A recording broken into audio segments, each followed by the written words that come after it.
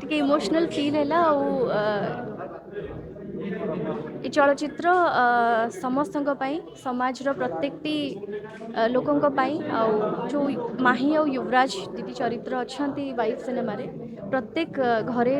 ଘରେ ସମ୍ପର୍କରେ ଯେଉଁମାନେ ବୈବାହିକ ସମ୍ପର୍କରେ ଅଛନ୍ତି ନିଜ ସହିତ ରିଲେଟ୍ କରିପାରିବେ କିଛି ଇମୋସନାଲ କଥା ସେମିତି ଅଛି ଯେଉଁଥିପାଇଁ ଟିକେ ଇମୋସନାଲ ଫିଲ୍ ହେଲା। मैडम चलचित्र नाटी वाइफ कहीं कर रखे एवं कौन एक्चुअली चलचित्र এই চଳଚ୍ଚିତ୍ରର ଯାହା ଷ୍ଟୋରି ସେଥିରେ ୱାଇଫ୍ ନା ହିଁ ଡିଜର୍ଭ କରୁଛି ଆକ୍ଚୁଆଲି ଷ୍ଟୋରିକୁ ମ୍ୟାଚ୍ କରିକି। मैडम जदि हम स्टोरी कथा कहबा अनेक लोक माने आजिर समाज में एमती भाई प्रोब्लेम फेस करछन्ती आज्ञा तो जे देखला पर किसी समाज परिवर्तन हो कि आपण भाबुछन्ती ସେଇ ଆଶାରେ ଆଜ୍ଞା ମୁଁ ସେଇ ଆଶାରେ ହିଁ ସିନେମାଟି କରିଛି କାରଣ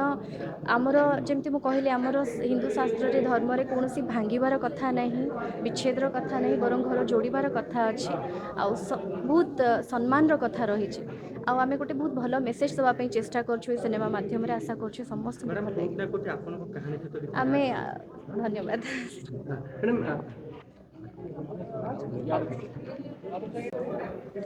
ଟିକେ ଇମୋସନାଲ ଫିଲ୍ ହେଲା ଆଉ ଏ ଚଳଚ୍ଚିତ୍ର ସମସ୍ତଙ୍କ ପାଇଁ ସମାଜର ପ୍ରତ୍ୟେକଟି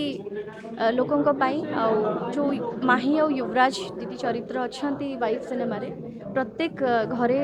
ଘରେ ସମ୍ପର୍କରେ ଯେଉଁମାନେ ବୈବାହିକ ସମ୍ପର୍କରେ ଅଛନ୍ତି ନିଜ ସହିତ ରିଲେଟ୍ କରିପାରିବେ କିଛି ଇମୋସନାଲ କଥା ସେମିତି ଅଛି ଯେଉଁଥିପାଇଁ ଟିକେ ଇମୋସନାଲ ଫିଲ୍ ହେଲା। मैडम